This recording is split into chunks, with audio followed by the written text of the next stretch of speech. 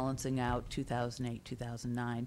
And then we are prepared to do the intro to 2009-10 and get started on the budget instructions for this next year's budget.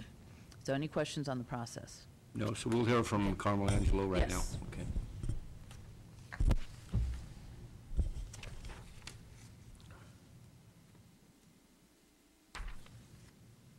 Good morning, Chairman Pinches, members of the board. Last week, there was a resolution adopted that gave the authority for the agency to lay off up to 29 positions. What you have in front of you today is the list of those positions, and some good news as well. If you look at the handout that you have, basically, it's just a copy of the resolution. And then the first page, you have two charts there. One is mental health services, which is the deficit mitigation plan for mental health, and the one behind it is the social services branch deficit mitigation plan as well. So in response to your request as to being a department that's over budget and how we're going to mitigate that, the first chart that you have in front of you actually lists 11 positions. Of those 11 positions, 5 are vacant, and those were unanticipated vacancies. Therefore, they're salary savings that were not included in the mid-year fund balance. So we could use those to offset the layoff positions. Positions 6 through 11 are filled positions that I am requesting these positions for layoff. And there is one administrator, so it's one supervisor to 4.5 frontline staff in mental health. These positions are in the crisis unit. The crisis unit is the area that we are restructuring. Certainly the more we delve into mental health, the more we see that there are mandated and non-mandated services, and we are providing some non-mandated services in mental health, particularly some of the sitting in the hospitals that we're doing as well. So with this list, again, I'm requesting 6 positions for layoff in mental health. If you look at the smaller print, you'll see that, again, this is a deficit reduction plan. Our deficit mid-year is projected at a little over $1 million. Our MTO savings of approximately $153,000, with the savings with the vacancies and the layoffs of $153,000, closing the crisis unit at night, which we started, and then reducing our contracts by $200,000, we'll save almost $700,000, which doesn't quite meet the $1 million, but we still have a couple months left this year, so we're still working on reducing that deficit. If we go to the page behind that, the next chart is social services. And the good news is that we actually have 10 unanticipated vacancies in social services. So those are 10 positions, lots of salary savings. So what I'm asking for today are the 5 positions for layoff instead of 15 in social services. And with that... Can I question there, Carmel? Sure. Don't you need the approval of those first 10, no 2, even though they're vacant, to eliminate those positions? What I would like to do, Chairman Pinches, is for the remainder of this year through June 30th, that we will leave those vacancies vacant. Essentially, they will be defunded this year. As we prepare the 9-10 budget and we really get a better picture of what that budget will look like for 9-10, then I would ask that either we defund those positions or not based on what our revenue projection is. We've been projecting everything at an 8% revenue shortfall, and I think we'll know more within the next month or 6 weeks what we could really look at for 9-10. Thank you. So just to close with social services, with the 5 positions with our unanticipated vacancies, we should be in the black in social services. That should bring us to our bottom line. Thank you. Supervisor Brown? Yes, Carmel, on number 11, under the social services branch. Uh-huh. Thank you. In parentheses, we have vets. Does that sound for veterans? Veteran services. Stand for? That position is in veteran services. Is the deletion of that position? That will have a minimal impact on veteran services. Okay, thank you.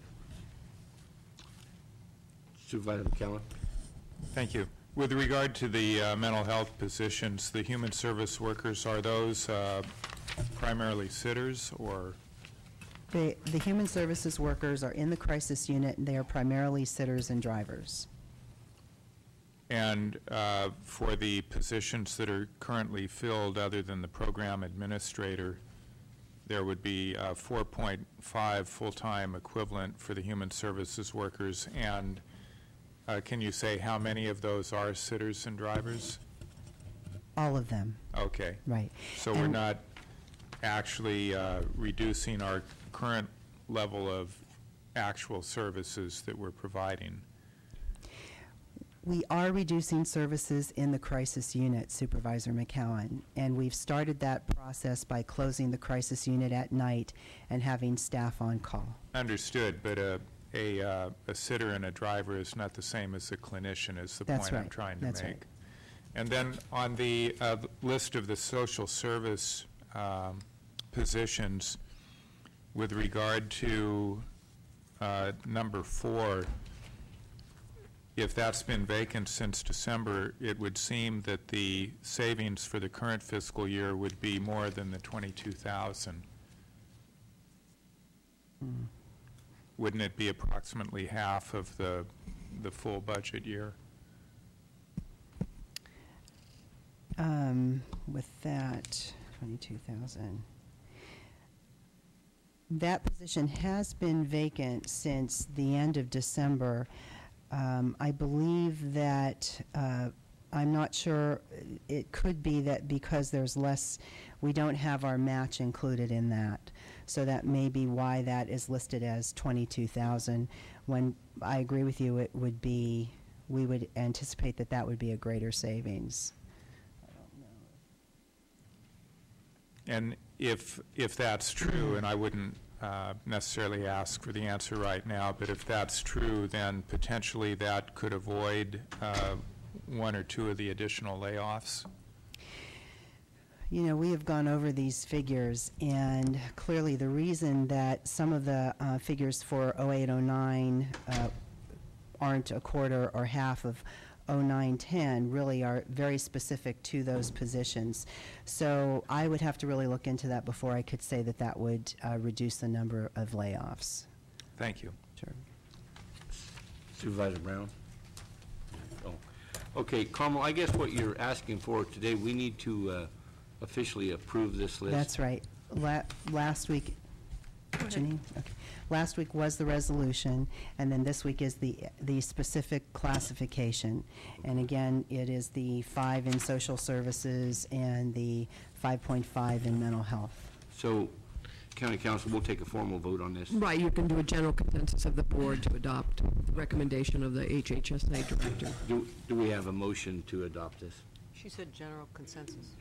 General consensus, I would ask that that consensus include that the director further review the question that I raised and see if the layoffs can be adjusted based on that. So is the general consensus, everybody in support of this list? Okay, for the record, that it's passed unanimous. Thank you. Unanimous consent. Thank you, Carmel. Okay, Allison, we're going to go to the auditors budget unit next.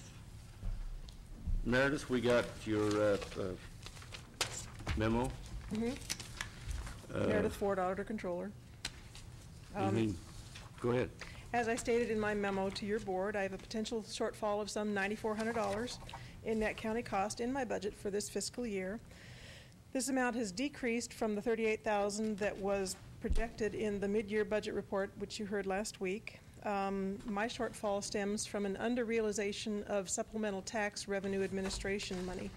As the supplemental tax roll decreases, so does my income from the administration of those taxes. I expect my expenditures to be under the assigned budget by some $33,000, but because of the revenue shortfall of $46,000 in supplemental revenue, I expect to be, again, $9,400